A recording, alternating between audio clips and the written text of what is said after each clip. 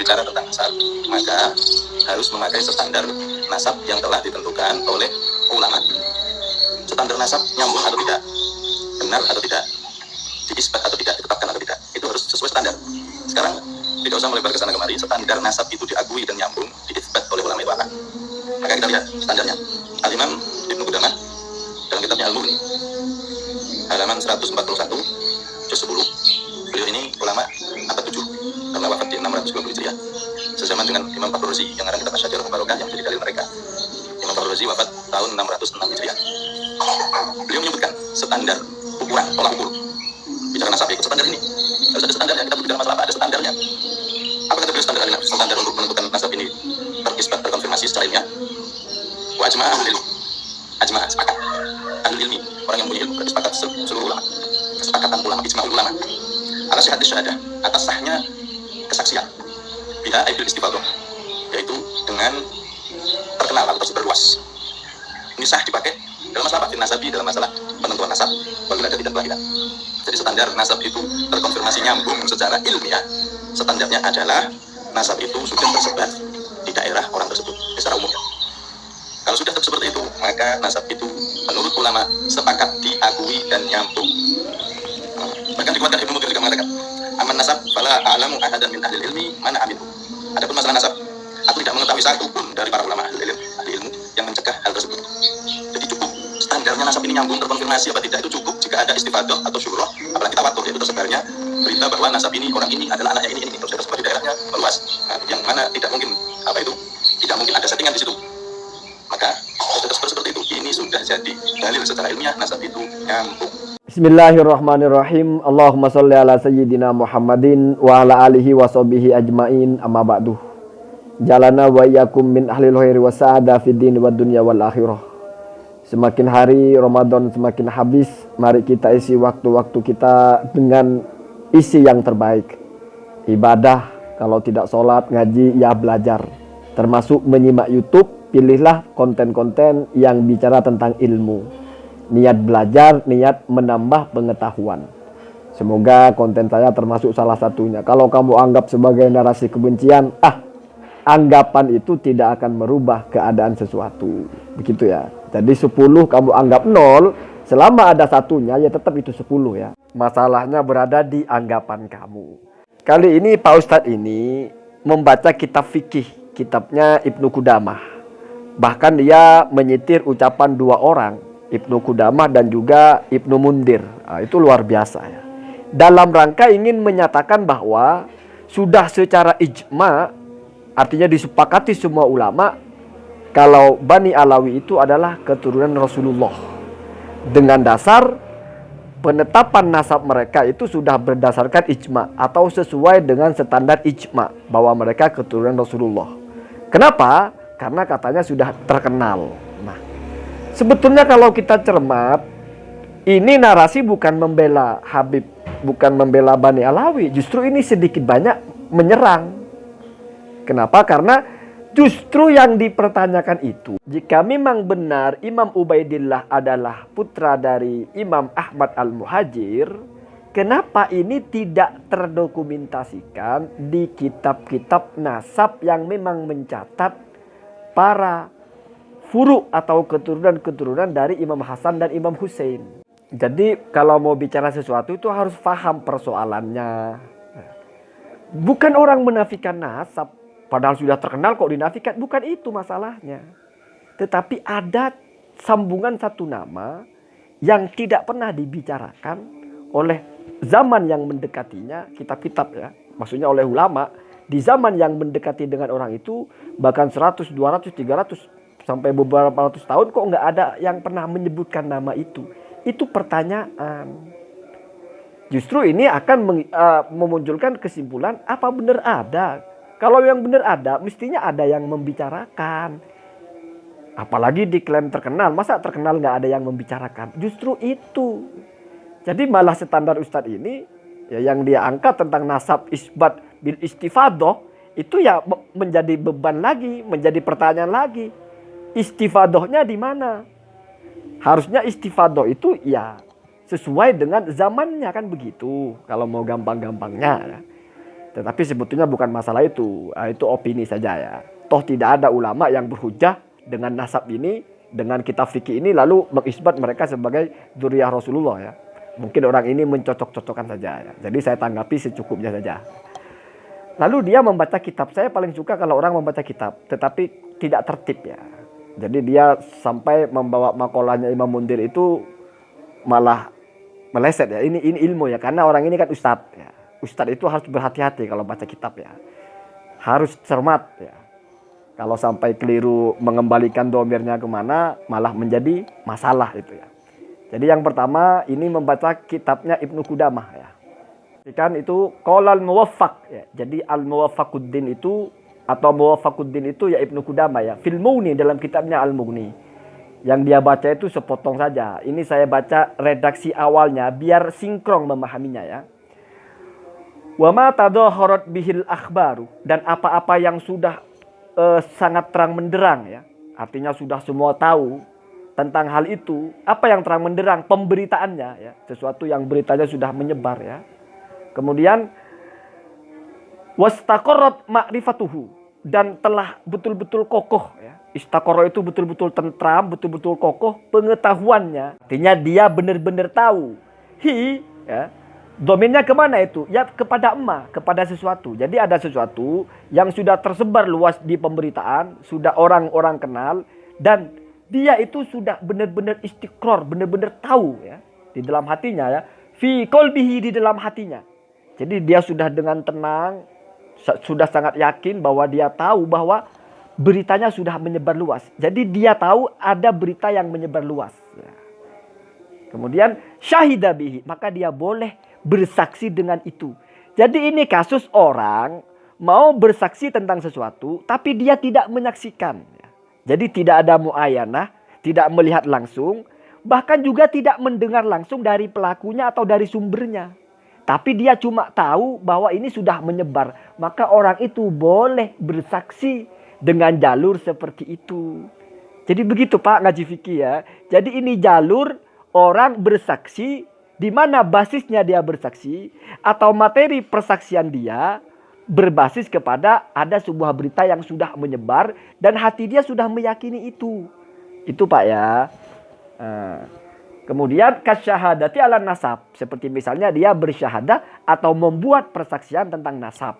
Jadi misalnya kita sudah tahu bahwa Sayyidah Fatimah adalah putri dari Sayyidina Rasulullah SAW. Itu kan kita tidak mungkin mendengar.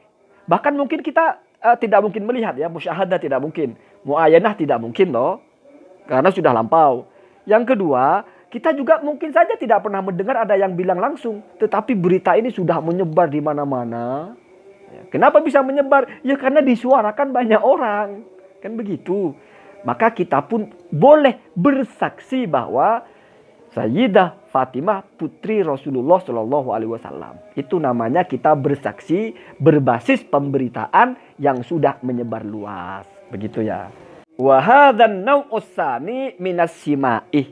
Dan ini adalah kategori persaksian dari jalur mendengar tapi yang variasi nomor 2. Kalau variasi simak yang mendengar langsung itu ya asimak langsung ya. Jadi bersaksi lewat menyaksikan langsung, lalu kamu bersaksi. Ada bersaksi kamu lewat jalur kamu mendengar. Kalau mendengar berita ya dari satu orang pun kamu dengar berita lalu kamu bersaksi. Nah ini jalur kedua. Kamu bukan mendengar dari siapa-siapa. Tapi kamu tahu berita sudah meluas. Ya, ini namanya ya. Ini jalur yang kedua ya. Wa huwa ma ya'lamuhu bil istifadah. Dan ini adalah apa-apa yang dia ketahui dengan cara istifadah. Atau karena sudah menyebar luas. Baru dia baca di sini wa ajma'a ahlul ilmi, dan telah sepakat ulama ala sihhati asyhadati biha, bahwa orang boleh bersaksi ya tentang sesuatu biha dengan jalur walaupun dia tidak melihat langsung atau dia tidak mendengar ada orang yang bilang kepadanya, tetapi dia itu menyaksikan ada yang namanya istifadah, intisyar ya, berita itu sudah menyebar, sudah banyak yang tahu ya. Fin nasabi, misalnya di dalam nasab, wal wiladah, dan juga tentang kelahiran. Ini kan kajian fikih. Sebetulnya relevannya ini kalau kamu ingin mengatakan seseorang itu adalah anak seseorang dan kamu masih ada di situ walaupun kamu tidak menyaksikan dia lahir. Ya. Bahkan dalam pernikahan kamu tidak menyaksikan dia menikah.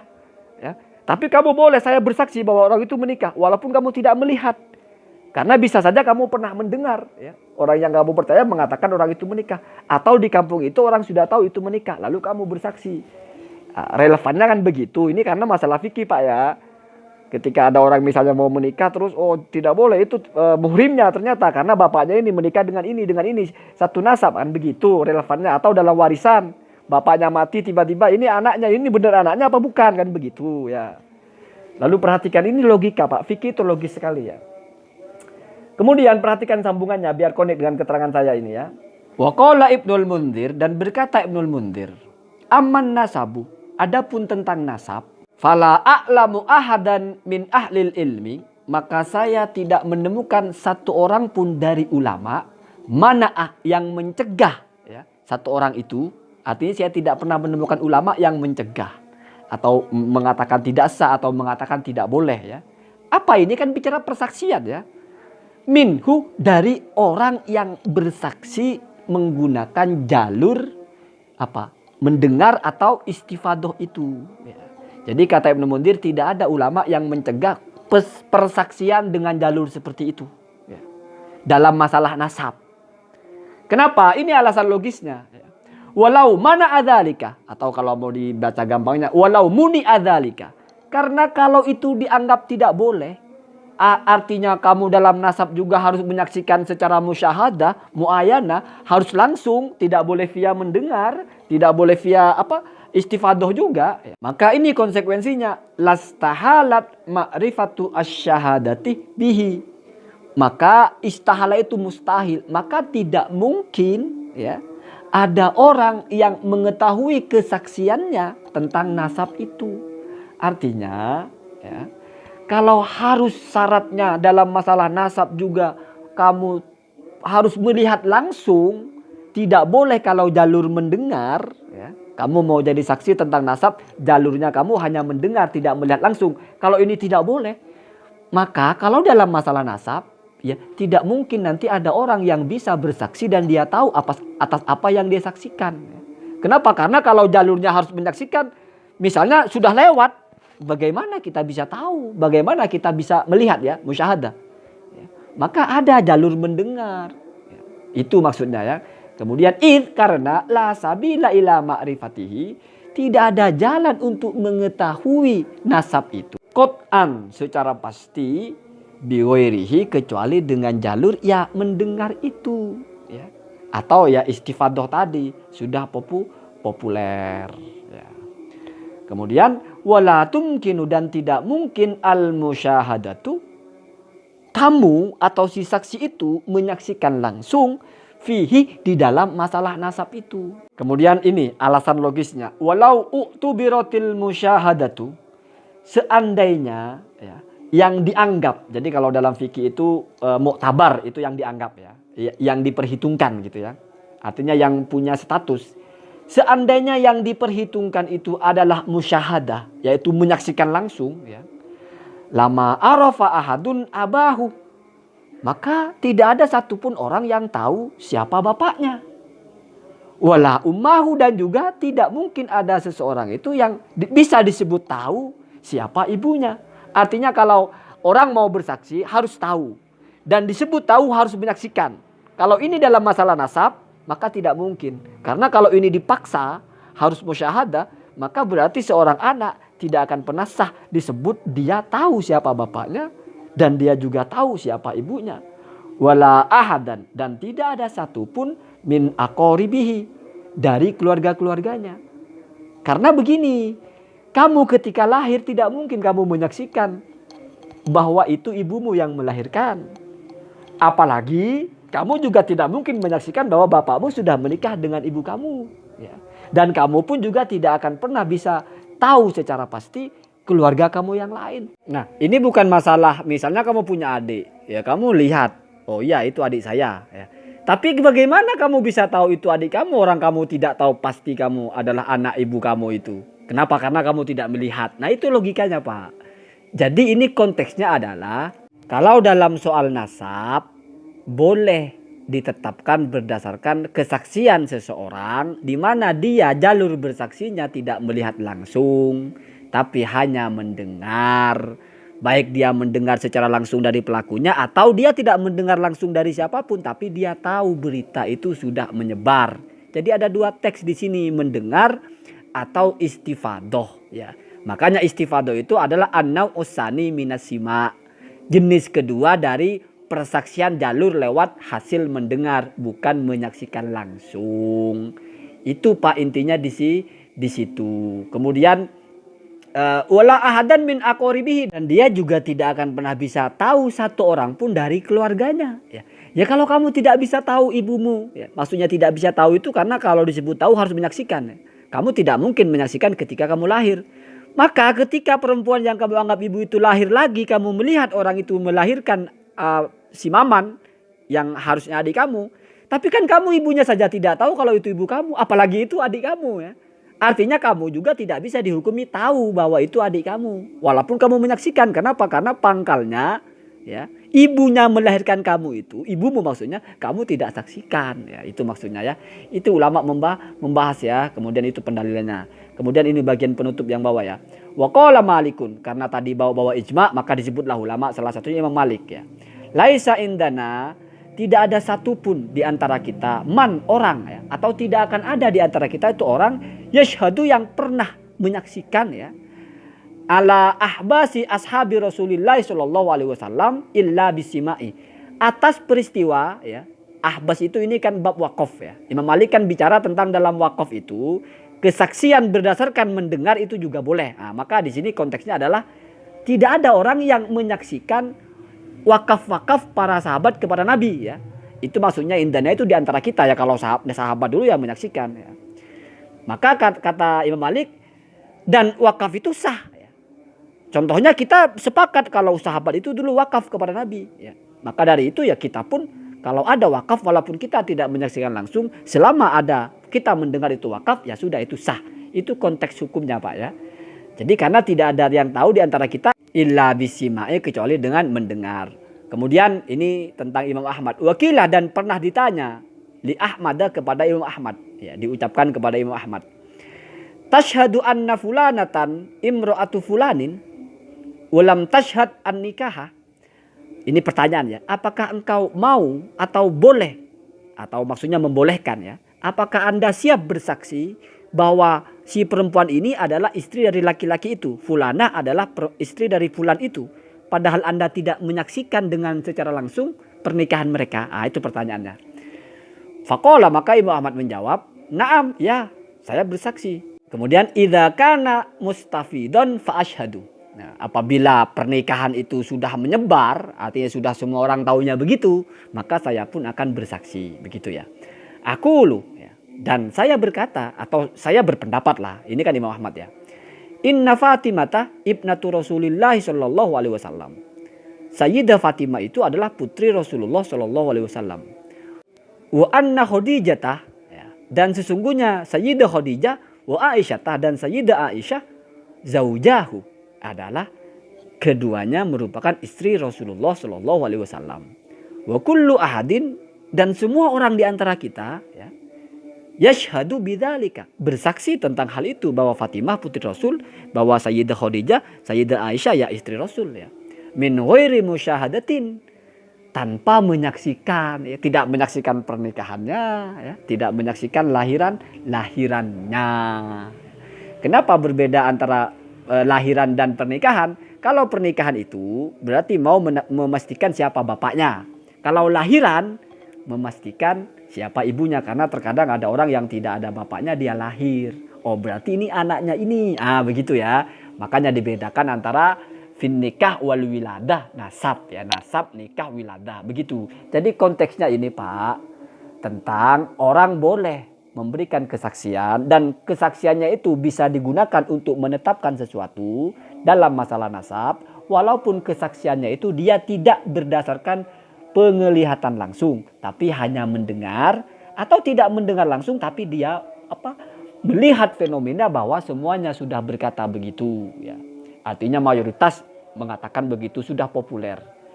Nah, tentang yang disampaikan Kiai Imaduddin justru mempertanyakan itu, kok tidak populer zaman dulu, kok populernya belakangan. Itu Pak ya, sebetulnya itu yang perlu dikaji.